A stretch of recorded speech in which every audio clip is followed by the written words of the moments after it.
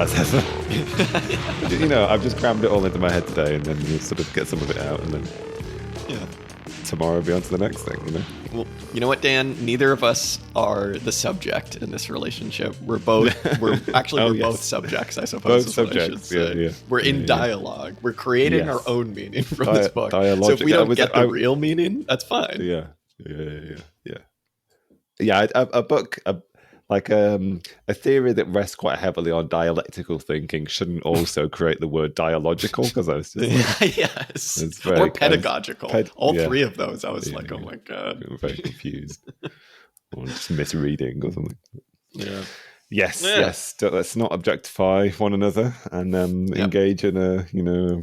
Honestly, Dan, if you want to just like deposit knowledge into my brain for the next hour, I'd be fine with that. Just go ahead. I'm fine with that. Oh yeah, I forgot that's what we want, isn't it? That's Engage what we're looking in banking for. education, please. That was our avowed desire, isn't it? Really, for someone to just tell us what to think.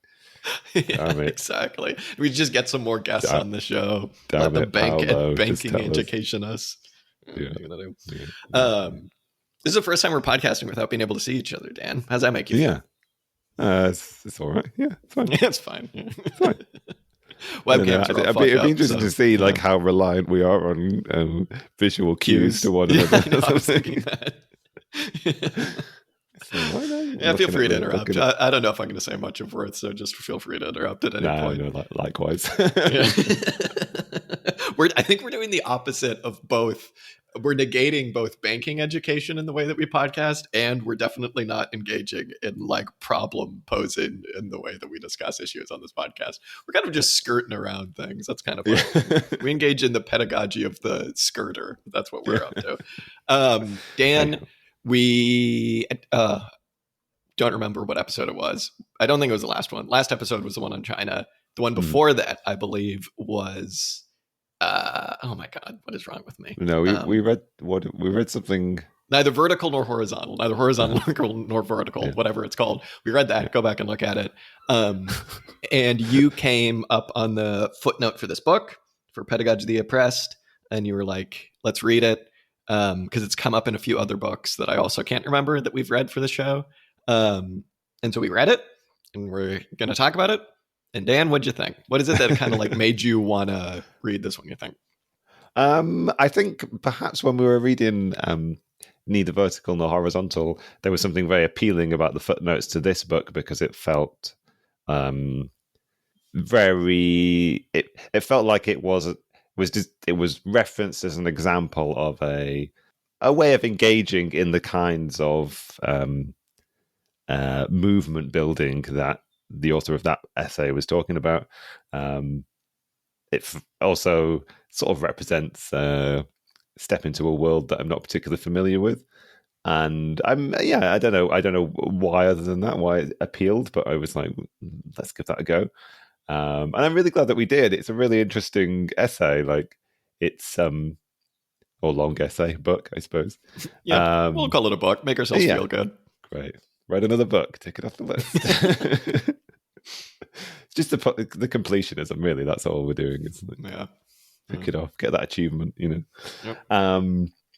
No, I felt like it. Like, I feel like it's quite. I feel like it achieved quite a lot and managed to balance quite a lot of complicated things. So it manages to be both like highly theoretical in places, highly philosophical, but also in other sections very concrete. It has a sort of like air of it's written very powerfully. It has this sort of like rousing tone. It's very ethically committed, but then it sort of pairs that ethical commitment with a very practical rationale for why he's explaining the world in this way and explaining an approach to understanding revolution and radical social change. It's also sort of like has this sort of like slightly mystical dialectical tone, very philosophical, but also pairs that with a real desire to be scientific, I think. So there's like quite extensive reference to just how you could do practical social science. And yeah, it sort of like feels like it would appeal to somebody with a kind of like anarchistic approach to the world, but also doesn't skirt away from saying, no, your movement does need leaders and leaders are very important. And it's like how that relationship is managed and how sort of a synthesis can be brought about between leaders and educators and specialists vis-a-vis the world of the oppressed and the proletariat. And yeah, it feels like it does a neat job of tying lots of different strands of ways of thinking together into an enjoyable read. We're on a real subject object kick recently. I think that's kind of just with the dialectical stuff. Also, the mystical dialectic is going to be the name of my new stoner metal. Yeah, I think I pretty much broadly agree with all that. One thing I was interested to see about this book is this is a book that I've heard talked about loads, mainly in my stints at university, right, and at college and stuff. And Wikipedia, according to Wikipedia, this is like one of, if not the most cited books in academia ever, right?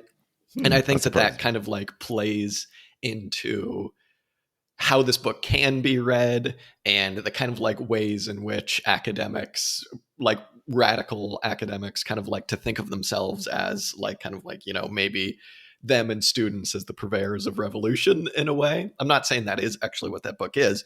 But what I am saying is I was kind of surprised at what this book wound up being, because I don't know, I was kind of expecting this book to be like, I don't know anything about Paulo Freire. I hadn't read this book before, but like I was expecting it to be like broadly progressive and kind of like lowercase s socialist in the same way that like Bernie Sanders and like Corbyn and stuff are socialists, right? This book was like fully socialist with a capital S. Like he's engaging with Marx, he's engaging with Lenin a little bit. He kind of gets his rocks off talking about like Castro and Che there at the end, which is kind of funny, which I'm sure we'll get to. But I was really impressed. I was actually impressed with in the way in which this is much more radical than I thought it was going to be. And that kind of raises an interesting point that can maybe start off the discussion a little bit. Is just like why this book is so popular at universities and like why it's so popular. Because to me, this is like a communist book, right? And while obviously, the humanities and stuff like that, and even some branches of like the sciences and obviously historians, like you'll find loads of Marxists in university departments for like those kind of topics and stuff. Like it's interesting to me that like when you go through teacher training, a lot of people are made to read this book. And I think that maybe that speaks to a way in which this book can be read as like you can kind of remove a lot of, or just pretend that you don't see a lot of the like, communist elements of this book, where he is saying you do need a revolution. There is a central contradiction in society. You do have to fight against oppressors, blah, blah, blah, blah, blah. Like those people actually exist and you can figure out who they are and why they're like that. And that they are going to do their best to keep you oppressed. Like it's interesting that this book is so widely read, I think, because I think at the times that I've heard people talk about it, a lot of that radicalism is kind of removed to the point of being like broadly progressive, to the point of being like, you just need to open your mind and think more, man. Like maybe it's kind of like what you were saying about, kind of like the maybe anarchisty appeals of this book. Like there's a way in which it can be read for progressive academics who like, want to pretend like they do stuff for their union and want to pretend like they're socialists or something. There's a way in which anarchists can read this. And then there's like, I think the way that it's kind of supposed to be read, which is like, it's kind of like a Marxist text in a lot of ways. But yeah, I guess that's just to say I was kind of surprised at how radical it was. Yeah, I could well imagine you could probably offer excerpts from this to a class and sort of like strategically edit around some of the more radical content, right? You could just give the first chapter and have it be like an essay about, or something to be read about sort of the theory of education, with sort of philosophical references to Hegel, and maybe some psychological references from and also maybe just date it as a kind of like, because this is the other interesting thing, that one of the things that what you just said made me think of, in a slightly parallel way. One of the things that I was thinking about when I was reading it was like, is there an extent to which this is dated? Is there an extent to which this is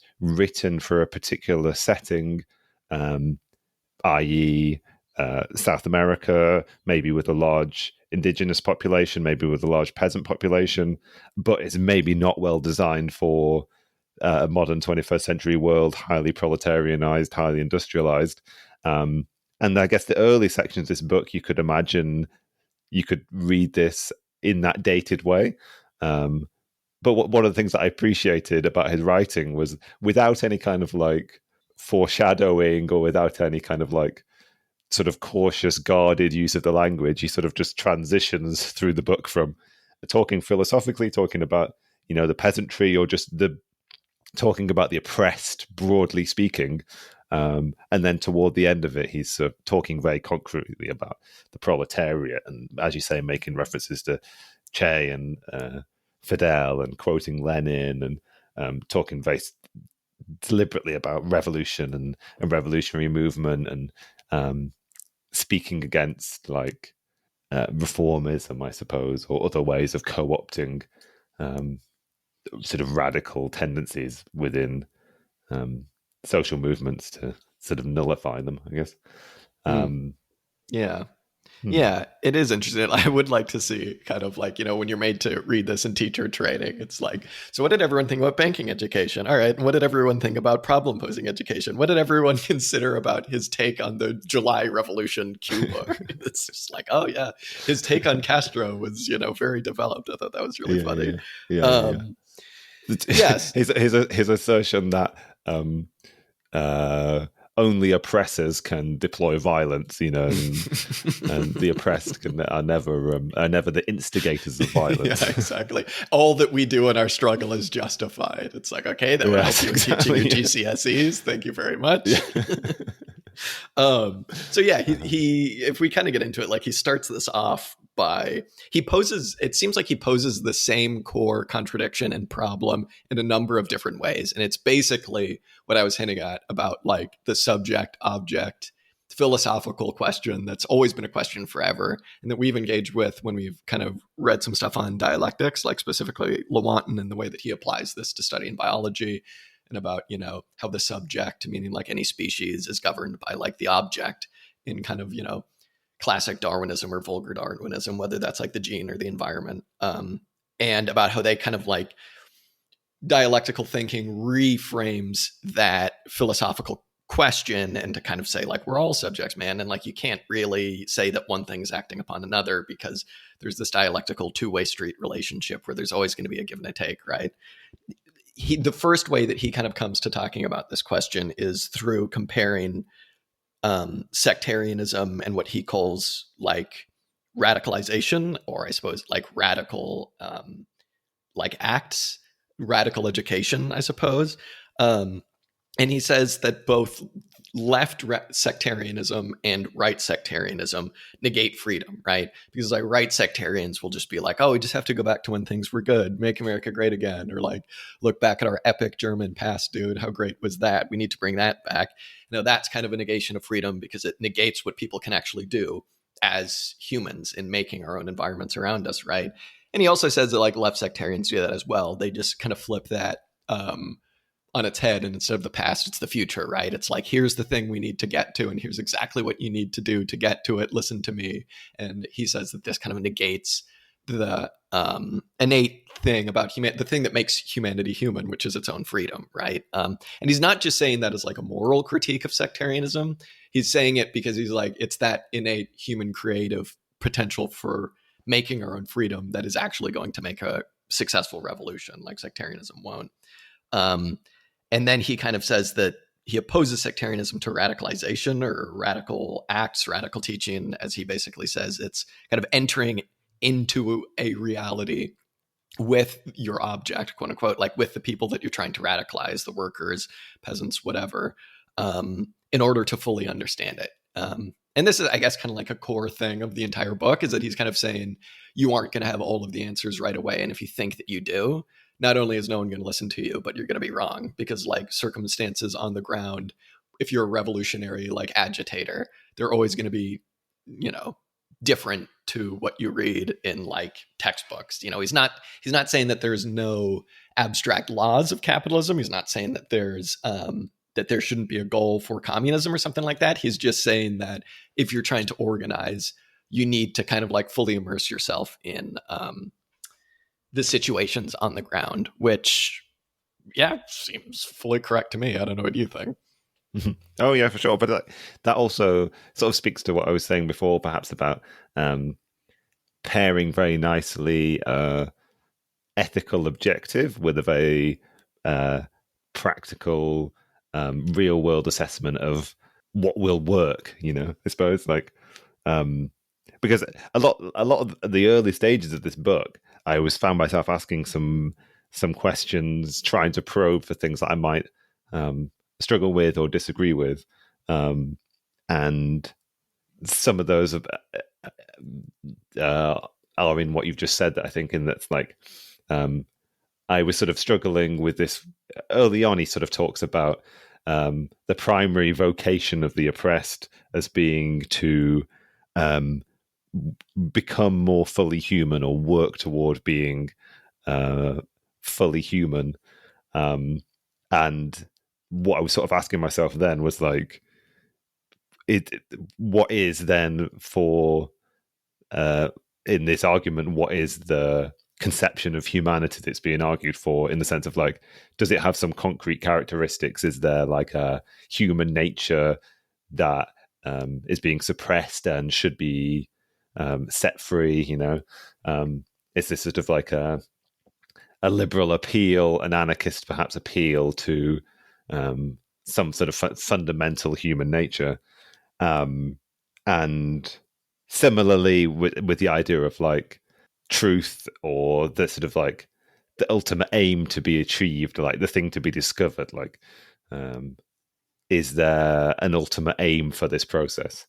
And what was quite refreshing as I was reading further into this book was to sort of see that, like, well, one, this idea of becoming more human is not simply like an ethical appeal that is designed to get out of the unethical relationship between the oppressor and the oppressed. It's not simply an analysis of the immorality of a certain historical situation, but a sort of like broader declaration for how human beings engage the world in a way that advances them. And that advancement also, I think, is like, doesn't necessarily have an ultimate aim. It's not like there is an ultimate human nature that's to be achieved. It's not like there's an aim to be achieved, but rather that, like, I don't know, it'd be interesting to know whether you came away with the same impression, that like the unfolding of that subject object sort of dialectical relationship is a continued process, and it's being stifled by the sort of like the relationship of oppression that holds true in lots of our human societies, but it sort of continues nonetheless, and it's that process that represents nature rather than the outcome, I suppose, if that makes sense. Yeah, well, I think you're touching on something important, and it's kind of something that I roll my eyes at a lot when it comes up in a lot of kind of like this era, specifically like Marxist texts. Like, comes up loads in a lot of kind of Soviet Marxism, and it does go all the way back to Marx. And it's this idea of that kind of like, what is it that makes humans human? It's the way that we labor, and it's like the fact that we make our conditions around us. You know, it's like Marx's example. I think he uses something like the honeybee. Yes, the honeybee labors, but it doesn't know what it's doing, and the human knows what it's doing. And it's like, I don't know, honestly, like, I'm not going to call that speciesist because I think that's just one of my favorite words. I think it's very funny. I just think that it's a very like weak argument for the difference between humans and the rest of like the animal world, which I'm not even sure, like, do you need to really find, like, do you need to find that one thing that makes us different? I kind of feel like you don't really need that to make like a Marxist argument. And because like I think you can find plenty of examples of like animals laboring in like certain ways and being conscious of it and like enjoying themselves and having fun. But I think it's an interesting basis for his argument about like, you know, the stifling nature of capitalism, or what he would call like, like the oppression that people face at the hands of their oppressors. Like he is saying that it like stifles this innate human quality, which is to remake our world around us and remake it not in our own image, but like to remake it as we see fit, to like change our external surroundings. And like I just don't think you need to make that argument in that way. I don't think it really makes a whole lot of sense. And I think that like the thing that capitalism stifles, if you want to call it human nature or not, is just the innate creative potential of humanity. And I think you can just leave it at that. Like you can say that that's the thing that makes humans if you want. You don't need to. I think you can just say that it just stifles human creative potential, right? It's like when Marx talks about wanting, not like socialism bringing about, you know, the whole thing about you're not just a person who like washes cars, or you're not just a person who works in an office, but you're like a philosopher, and you're somebody that does something like this in the morning, and you're somebody that does something else in the afternoon, and then you spend the night philosophizing. Like he's not just saying that's because you don't want to be stuck at one job for your whole life. That's part of it, but what he's saying is that like when you are stuck in one role like that, and your whole life is determined by production relations that are completely alien to you, like that stifles human nature, which is how creative people can be, right? And it like if you want to make a species this thing, you can just say that it holds humanity back and it holds the world back, because like to me the only thing that is human nature is just that creative potential, and it's being stymied right now. And if you want to turn it into a subject object thing, it's like, yeah, you would want to unleash that potential in a way that kind of like dialectically resituates us within the broader web of life, to sound like a real asshole. Like you would want to like encourage the stewarding of our broader environment, and not just this kind of like, we want communism because we want to remake the world in our image because that's human nature. Like maybe I'm kind of misreading what he's saying, but that kind of like thread that goes all the way back to Marx, where it's like the thing that makes us human is the way that we labor. I don't really buy, and I don't think it's necessary to make like a liberatory argument, if that makes sense. Mm-hmm.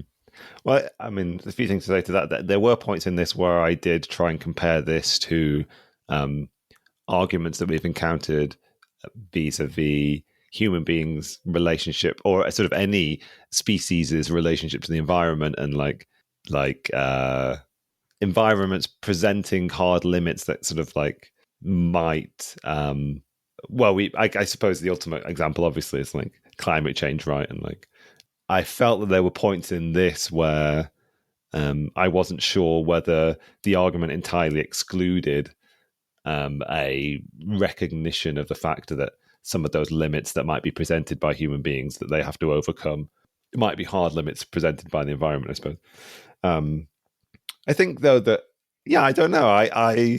I was perhaps more intrigued by the arguments around what it is that makes humans sort of like fundamentally human. I obviously like sort of like recalled a little bit from like presenting this as a really hard distinction. What I think I agree you could describe as like something of a speciesist sort of hard distinction between human beings that having a very specific capacity to sort of like engage the world in a practical way, assess the outcomes of that, sort of plan again for new ways of engaging the world that sort of like develop more favorable outcomes. He's making a case for he's presenting humans beings as being a sort of historical species in a way that all other animals are to him sort of fundamentally ahistorical. But I sort of feel like you could present species on a bit more of a continuum, with less of a fixation on a hard distinction, and still come away with still take from this sort of like a useful assessment of human beings and their sort of like place in the wider world, I suppose.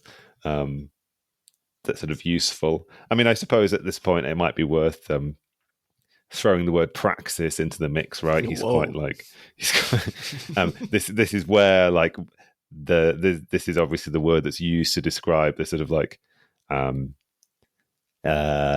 interplay between a theoretical understanding and a practical engagement in the world that's predicated on theory, I suppose.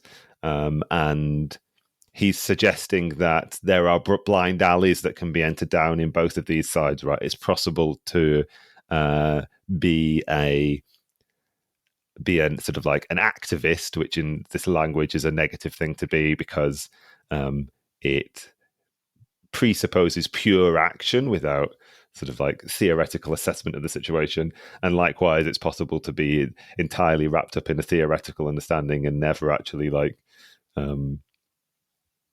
engage the world, which there's like a self-critique yeah, let's not go throw there. around.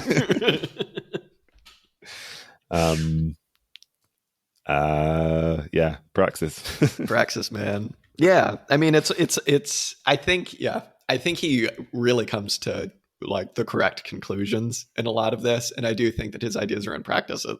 It's like part of me when I was reading this, I was just like, man, this should probably like just be required reading for anyone that wants to be a like organizer, or especially like an activist, and especially, and we'll get onto this, people who are like middle class, what he calls like well-intentioned professionals. Like maybe this should be one of the first things that people read, because so much of wanting to be a communist or an anarchist or whatever is like, okay, how do I get these ideas to people in a meaningful way that will produce action? And it's exactly what you're saying, right? It's like this idea of praxis. It's this idea of like marrying that understanding that some elements of the left might call like a vanguard understanding of our current situation with like, turning that into action for the people that actually, have to be the ones to make this change, which is the broader working class. I guess we should probably, to kind of talk about praxis, maybe kind of work in his distinction between like banking education and then a more like,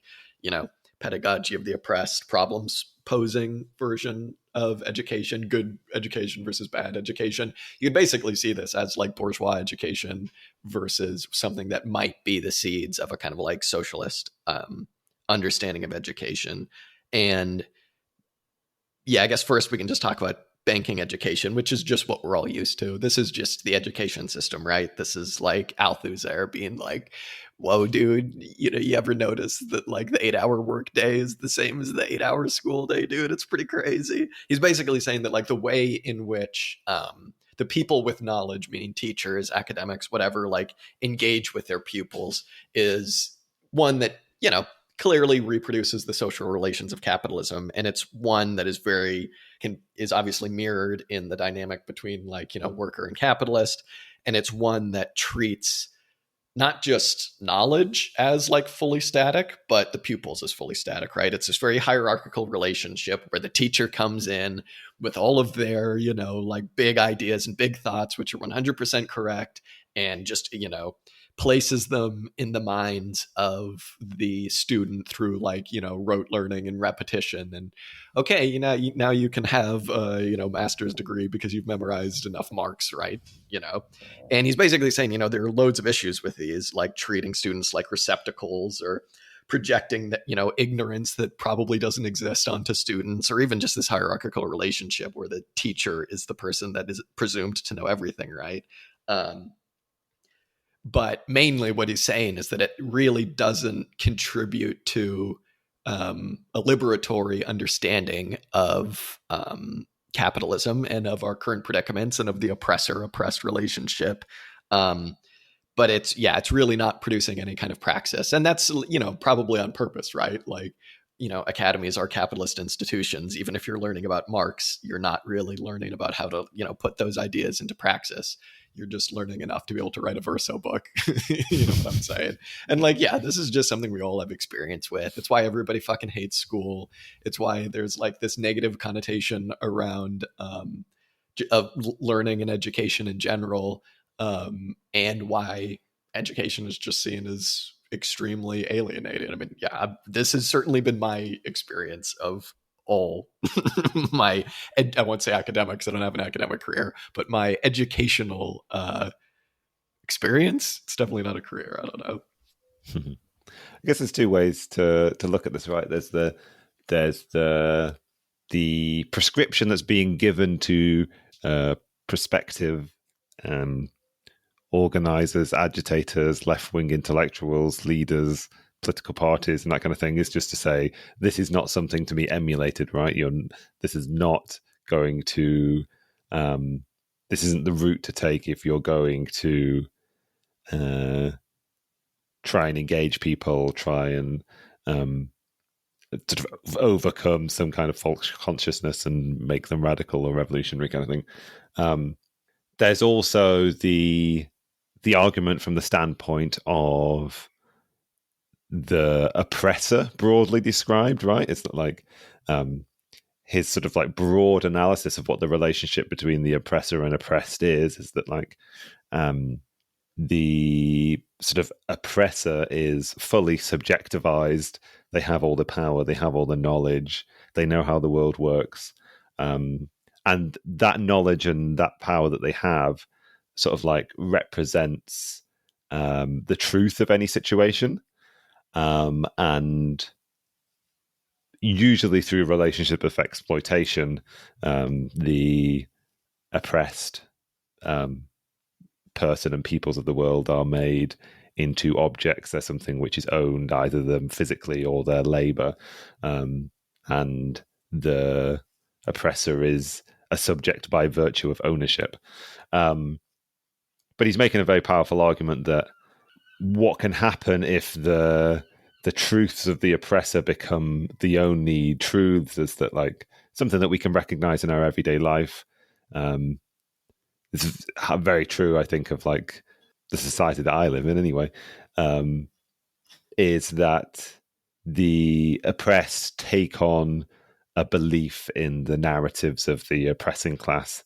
And furthermore to that, what that then does is sort of like stifles their capacity to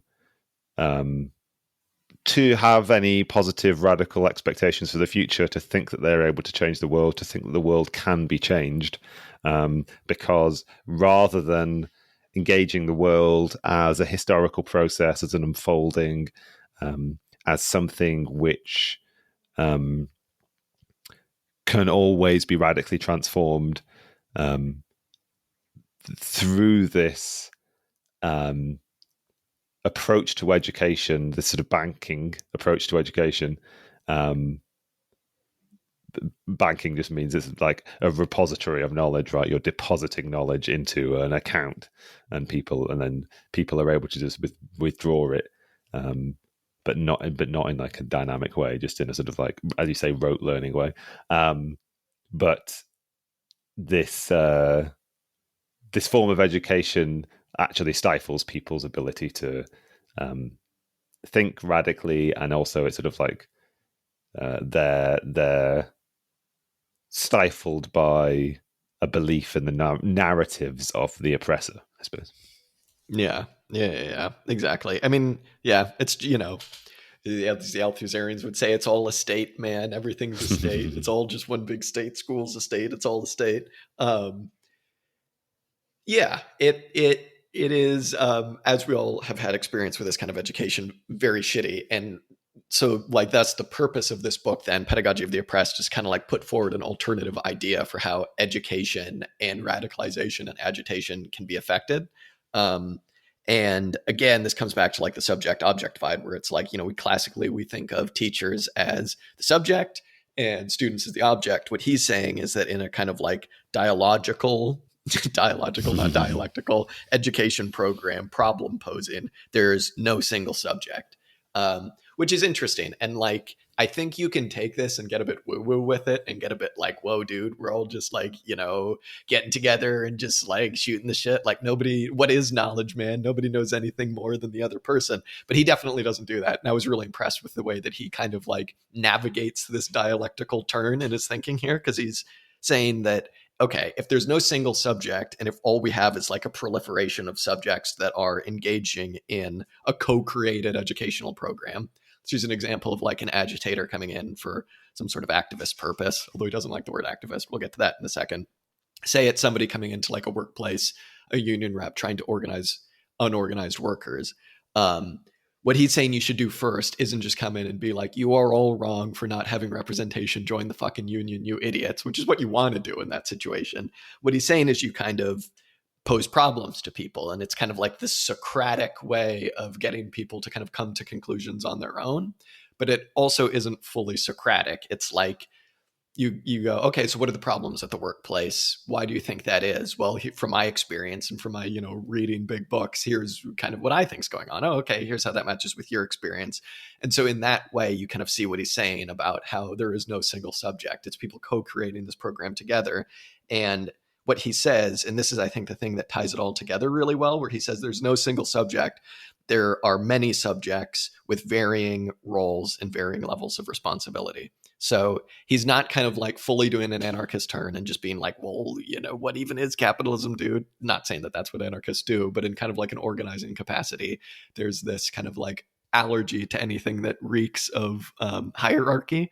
What he's saying is, no, they're like you as the person coming in trying to organize, agitate, and pedagogize. Like you do have a different level of responsibility in this situation, but you just can't go into it thinking that you have all of the answers and that, knowledge is this static thing and that you have 100% the right ideas.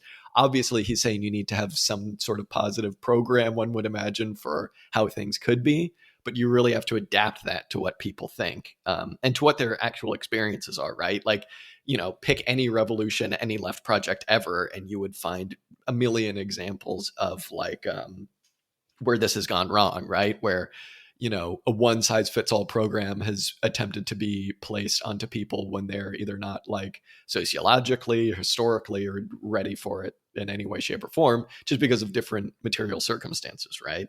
Obviously, this poses a problem for if you do have an end goal, and the end goal is like a specific, set of social relations. But what he's saying is not so much that you can't have that end goal and that you can't have that knowledge, but what he's saying is that you can expect this to just be a situation that you command and create, because not only is that like morally wrong, obviously that's not so much what he's concerned with, is it's not going to work. Like you need to, it's what we, it's what Rodrigo Nunez took from this book in Neither Vertical or Horizontal, when he's like, you have to meet people halfway between where they are and where you are. It isn't just fully going to them and being like, wow, you're so right to blame immigrants or whatever. You're so right to have these prejudices. It's, okay, well, here's what's actually going on. How can I kind of like massage that into an understanding that, in my example, like the workers might have to join a union or something like that.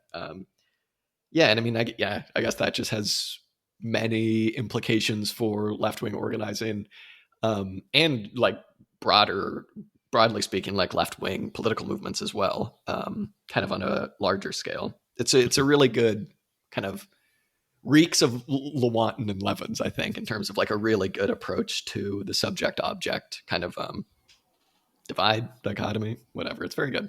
Yeah. I mean, yeah, you're really right to emphasize the overlap with Nunez here, and that why he referenced this book so favorably, I suppose. Freire is like very keen to say that you cannot sort of like have your revolution and then re-educate the population. It can't be. You can't have it's the Blanquiest takeover of the state kind of thing. Part of the revolutionary process is this educational one, is this sort of like struggling with people in their real world experience and acknowledging that, like, although that their knowledge is different, it's valid and even essential to even just having a full understanding of the world, I suppose, but more concrete to having like a practical strategy for a revolutionary transformation. I guess I've lost my train of thought a bit, but it's just fully necessary, I guess, right? It's just like again, just to kind of reemphasize that point, like it's not a moral argument. It's you need this, right? Yeah, which in a lot of ways, I mean, like that's the one of the things I keep thinking about quite a lot recently. It's been quite nice that we've engaged this book now. Is like whenever I'm trying to synthesize an argument for for socialism, or trying to consolidate some of the things that we've been thinking about vis-a-vis systems theory or arguments such as that. I feel like quite often it comes down to the sort of practical technical advantages, like there is an argument that can be made, say, from the standpoint of variety, and we've talked about this a few times in the past, right, that like to meet the challenges posed by society, you need the input of all of society to fully match those challenges, kind of thing. What's nice about this is that what's often been missing in my sort of like in my thought process is like a very concrete ethics of the argument, and how to synthesize an ethical and a practical argument. And I'm really sort of quite captured by his powerful language about the notion of becoming more fully human, right? Because like if you make about human essence, or if you highlight about human essence, an aspect of being a full subject, able to engage the world, but also able to engage other human beings in a, I don't know, in a intentional remaking of the world. It's it casts in very ethical language that same notion of to the practical requirements of sort of like all the practical benefits of a sort of like transformed mode of production. Yeah, Vis-a-vis better social organization, I guess, or like yeah, more yeah. effective like social organization can also be a more ethical one that is It given has in to this be. book. Given in this book of a philosophical ground, I guess. Yeah, absolutely. I mean, it's how you kind of know that it's one hint that perhaps you're on the right side of things, where it's like, oh, the ethical thing to do is also like the correct thing to do in terms of our political project. And I think you're absolutely right to kind of like emphasize how this relates to like variety, right? I don't think he fully goes down that route, but like he does make a very similar argument as to like, if you want a successful revolutionary project, you need to actually be harnessing the like creative potential of people to remake their own world. That's a very, very good point. And he hits the nail like perfectly on the head when when he talks about trust, because it's like, if you don't trust workers, like what are you doing on the left? You know what I mean? Like I think a lot of some of the even like inner like left infighting that happens between different proposals for communism does come down to a lot of people just not trusting workers. And it's like, if you're somebody that models your view of communism off of like failed Soviet style central planning, because workers need to be told what to do and these decisions all need to be made centrally, it's like kind of like, what's the point? You know what I mean? And it's interesting because in this, and he doesn't get to this point really up until the end. In this, he kind of says like, you really need to trust workers to remake the world in their own image, and you kind of need to do something that kind of resembles like stewarding to kind of put them onto that path. And you need to have this dialogue and constantly re-examine your project and all of this different stuff. But he also is kind of like, but you also do kind of need to be constantly like mistrusting the world, because you also need to kind of stick to your guns in terms of like something like a political program. And it's interesting because that kind of caught me off guard, because like for the whole book, he's talking about this trust and he's talking about how, workers know what they're doing. And I think this is absolutely true, to just kind of assume that like, most workers' natural politics is something, resembling anti-capitalism. My manager doesn't know what they're doing. We could all organize this better. Politicians are all, bastards. Like people understand this stuff.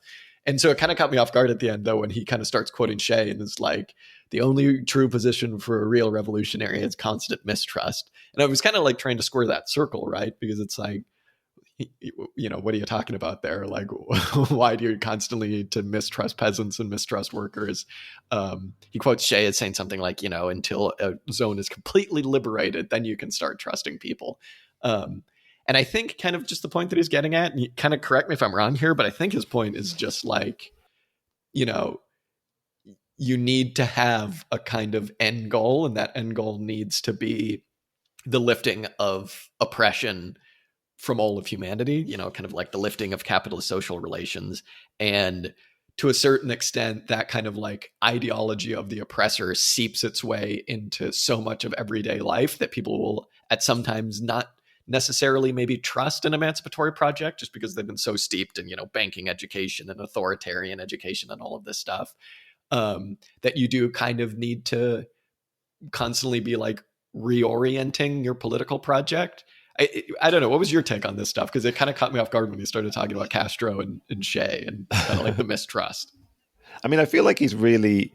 I mean, this is the constant dilemma of the Marxist, right? Is to be like, here is the subject that's going to save the world, but also, you know, like, do the thing. Yeah. But actually just like constantly being let down. Yes, yeah. Or the kind of, but also it's the same question that sort of Lenin grapples with, right? In the question of like trade union consciousness and how do you move. I mean, this is the ultimate dilemma, isn't it? Of like, how do you transform a mode of production when we're all raised within and no other world than the sort of like logics and arguments and education systems of any society. But I guess the point that he's making is also the kind of like any movement toward a new mode of production is always going to have, what does Marx say, like the birth pangs of the old society, you know. But I don't know. I mean, he clearly has like a very not like a he. I mean, I didn't really fully understand this section toward the end, but like he clearly has this sort of like slightly staged, by which I mean sort of stagist approach to this question of pedagogical engagement of the oppressed. It's possible to do, like he's obviously saying this has to be started now in the world as it is. You can't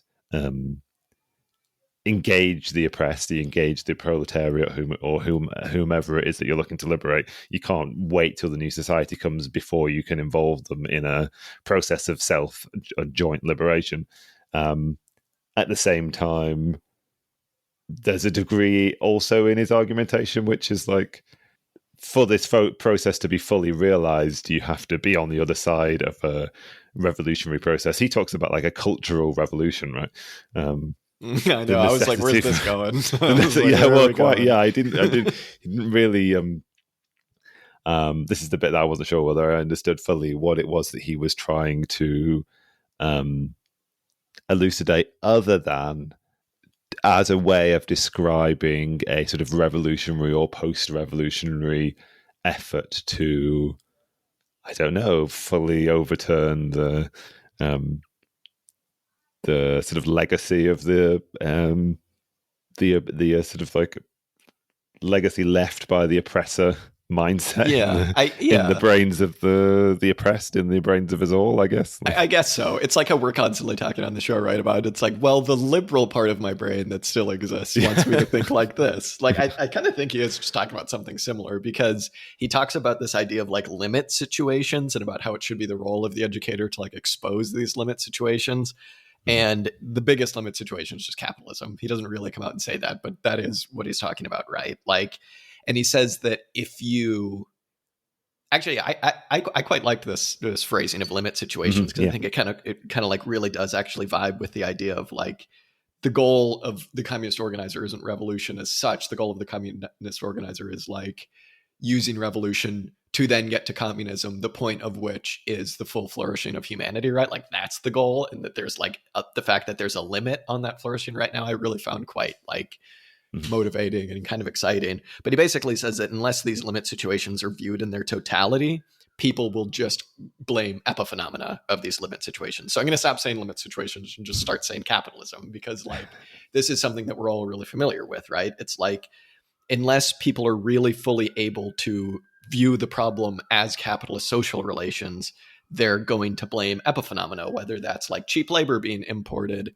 into one, country and, using that to blame immigrants, or, like wars, or, I mean, just famines, shitty political parties, Trump, things like that, right? Like, this is kind of very like liberal middle class thing to do, to just be like, but not exclusively so, to just be like, God, the problem is just Trump. The problem is all of these stupid Republicans. The problem is, these fucking Tories. The problem is UKIP, right? It's like, these are all just epiphenomena of the base set of social relations that we've been given of capitalism.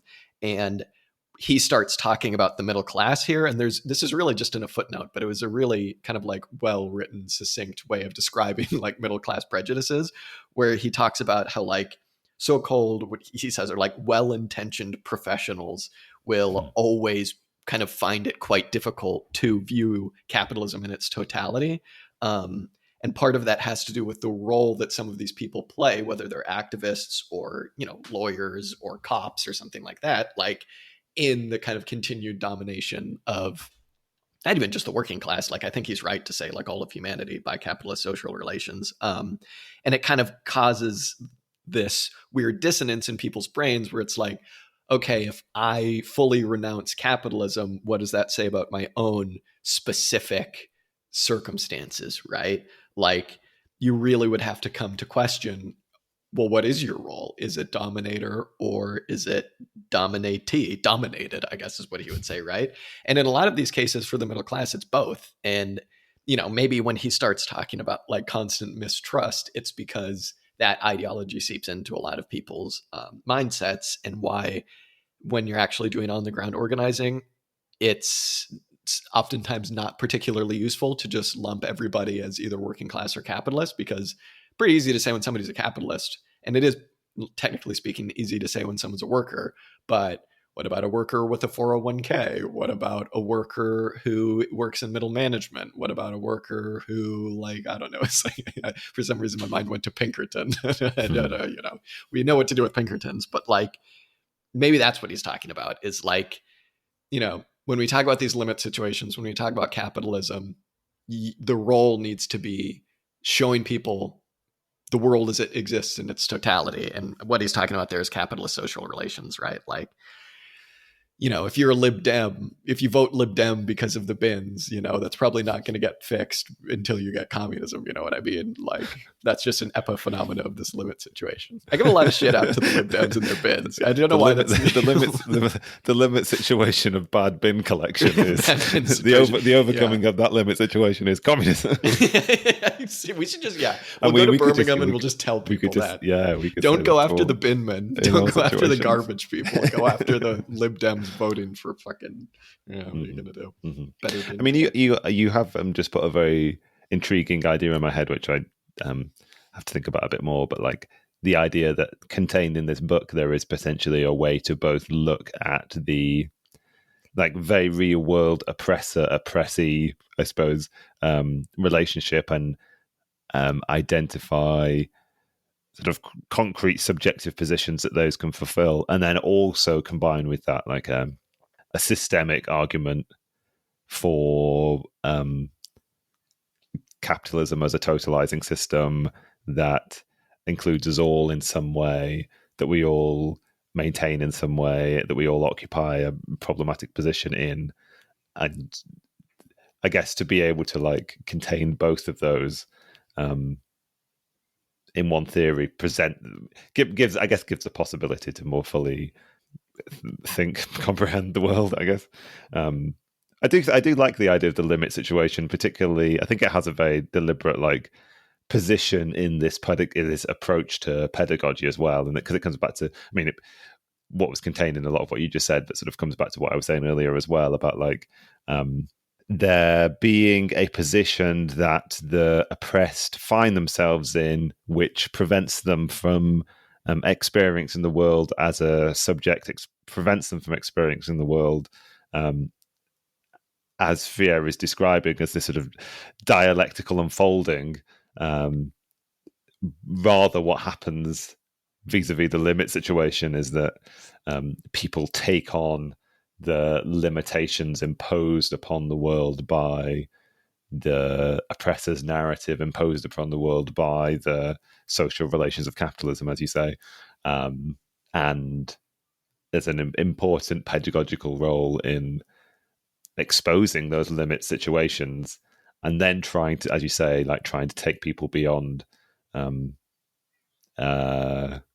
sort of epiphenomena explanation and sort of transform it both into a systemic critique, but also one which then opens potentials that are that contain this I don't know, the promise of a continued becoming more human. Yeah. I don't know. I mean, that's the goal, I guess. Yeah. I did like, kind of to that end, he gives an example of trying to engage in this type of, like, I don't know, exposing of the limit situations. And he talks about this, like, pedagogical engaging of workers. And I think it was like in New York or something like that. And, talking about bin collection, he was like, the educator showed these workers like a picture of, a street corner with loads of garbage that hadn't been collected on it. And they were like, where do you think this is? And they were like, oh, it's probably like Africa or somewhere. That's probably somewhere way away from here. And it turned out that it was just like directly in front of the building that they were meeting in. And, that got them to, oh, okay, so these things do happen here. Well, why is that? Oh, capitalism, I guess, ... They become communists or something like that. But it's interesting, right? Because like one question I had when I finished this book is that this kind of implies that you have an audience. You know what I mean? Mm-hmm. And it implies that you are able to have these conversations in a way that isn't purely academic, because all of the examples he gives are like people studying peasants, you know what I mean? Yeah. Or like academics going into like environments, you know what I mean? Yeah. There's a point toward the end when he's talking, I think it's when he's talking about Shea or the sort of like human revolution, and he sort of touts these two possibilities. One where the oppressed, I suppose, are not open and receptive to your argument, and one where they are, and he sort of like focuses very heavily on the argument that they are, and almost presumes it as a taken. And I don't like, as you say, like it feels like he is presuming a position whereby people are naturally sort of inclined to at least listen to what you have to say, I suppose. Yeah, I also really liked that point when he was like, and this is how Fidel was always able to maintain his relationship with the people and be the perfect communist revolutionary. And then he's like, and when Shea talks about people deserting and not wanting to be part of the army, that's just natural. Don't worry about that. That's just about to happen. I was like, all right, well. All right, you're going to need to read a bit more about that. Yeah. Yeah. One other thing, maybe just so we can kind of end on, is like,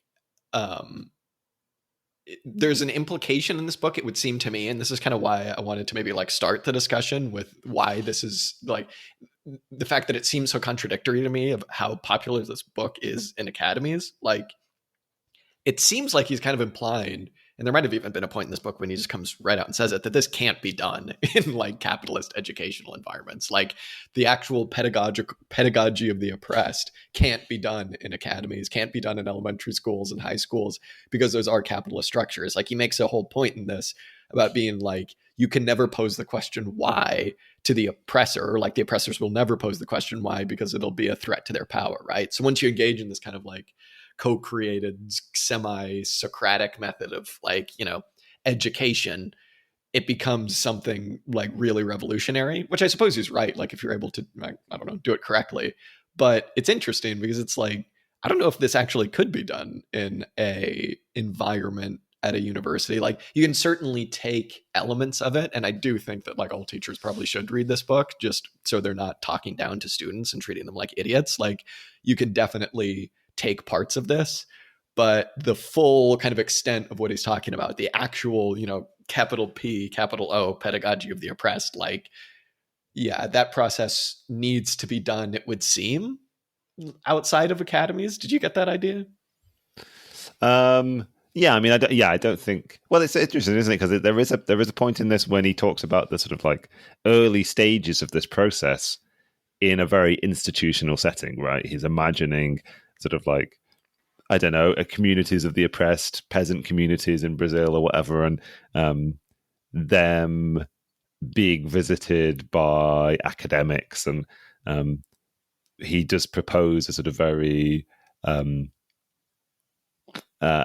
an approach to be taken, which is like a research program directed by the interests, the thoughts, the input of the oppressed, the people being researched, and imagines a kind of like a sort of synthesizing of this information and a process of sort of combining it with conventional understanding, which then informs re-engagement with these populations or whatever, in a very sort of institutionalized setting, in a very like contemporary university setting, was the sort of like implication that I got, I suppose. But for its full realization, you need the need to be in the revolutionary setting. I guess. I mean, I was similar to you, I suppose. I was thinking as I was reading this, like, are there degrees in which some of these ideas have been incorporated into contemporary education systems? You know, like, is it possible to have a dialogical relationship between an educator and students where the educational process is more student led or whatever? I guess the only thing I would really say is that I guess what's to be highlighted in this argument put forward in this book is this isn't a book about education so much as an argument for what we were describing as like praxis being a fundamental characteristic of human beings and their engagement with the world, and that being an educational process, that it being a fundamental characteristic of human beings to be engaged in this educational process. So it's not so much a book or a narrative about education. It's a narrative about revolution. It's a narrative about what human beings are and what they can be in their fullest, or in the process of their becoming. And for Freire, that is an educational process, but it's fundamentally also a revolutionary one, I suppose. Does that make sense? Yeah, absolutely. And I guess maybe it also just kind of ties in with his idea about like well-intentioned professionals, maybe, because like so many of the academic Marxists that I've like come into contact with, like they're radical to a point. You know what I mean? It's like they're radical to a point until maybe there is a point in the revolutionary educational process where you actually fully have to start questioning, you know, your own position as dominator or dominated, and what kind of like ideologies are you espousing as part of your, I don't know. I don't want to be too much of a dick. Like obviously there are, you know, amazing academic Marxists that have like, you know, done some pretty incredible things, but I do think that maybe it's a bit of a percentages game, right? Where it's like, if you are a well-intentioned professional, like what he says, like you're always going to balk a little bit at taking the last step. But fuck, I mean, what even is the last step? I don't know. Communism, like a communist revolution. Like, I don't know. Maybe that just means nothing. Yeah. I mean, it's hard to imagine the role for a Marxist academic in a bourgeois educational setting. It's hard to imagine what their revolutionary role is, I suppose. Like, yeah. And it's hard to imagine them. It's hard. Well, I mean, who, like, it's a rare person who would. I mean, it's not a criticism of them necessarily, supposing that this, you know, how fully this character of a person exists. I don't know, but like, it's not. It would be a noble characteristic for somebody to put their financial well-being on the line to pursue revolution primarily. You know, like I don't know. Yeah, I understand why there's a contradiction there, and it's not one that I would necessarily critique people on a personal level for, I suppose. Yeah. Hey, acting in your best interest. Hey, if I had a job, then I probably also wouldn't put my financial well-being on the line to but as it stands, you're the most revolutionary subject I know. Yeah, by virtue of kind of not really even being a prole at the moment. Yeah. So I exist outside of the system. What can I say? Let's hope that doesn't continue for much longer. Did you take much from like his last kind of little segment on organization? It was really interesting because when there was a section titled organization, I was like, oh shit, this is going to be kind of right up our alley. And And he kind of takes this interesting approach where he is like, the building of unity that is created through this dialectical process of the pedagogy of the oppressed creates an emergent organizational structure. And then he just kind of leaves it at that. And it's like, oh, sick. I mean, that's a very Nunesian argument, right? Like, but it's interesting, right? Because it's like, one thing I've kind of brought up on the show before is that there's a constant confusion in Marxism about what the class should be doing versus what you can be doing. And people oftentimes get those two things confused. And here he isn't. He's just saying, if you want to get involved, this is how you do it. And you need to trust that like working people will build these organizations on their own. Well, not on their own, as part of like this relationship that you have with them. And obviously you can be involved. And so in that sense, it's quite good, right? It's like it gets around questions of vanguardism, gets around questions of like spontaneity, and is just like, I don't know, fuck, just go out and help people and show them what the limit situation is. It's like, all right, cool, man.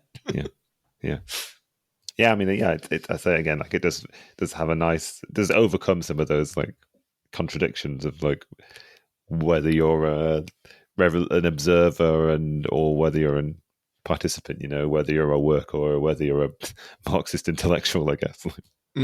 Yeah. Well, we solved it, Dan. Subject, object. I don't think we ever need to read anything else about it again. We've read several essays on dialectics, and now we've read this. So I think we can consider ourselves dialectical experts. Until we read Hegel, which is the next episode. So everyone knows. We're in the process of becoming experts on dialect. Yeah, exactly. Will that process have an endpoint? That seems very undialectical of you to presuppose that. All right. Well, I really enjoyed that, Dan. That was very, very good. And like I said, it was kind of written in an interesting way where it wasn't super what you'd expect from like a Marxist text. It wasn't super like, left-brained, hard-nosed, like stats and figures. It was very philosophical. It was very rousing. And I can see why this book is so popular, because it is very good. That's what I have to say about it. Yes, good work. Paulo Freire. Is that how you pronounce your surname? Come on the pod, man. All right. Well, Dan, no idea what we're doing next time, but it'll be something great. We'll figure that out. Something worthwhile. Thank you for this, Dan. I enjoyed this a lot. Thank you, Jack. Very good. See ya. Bye-bye.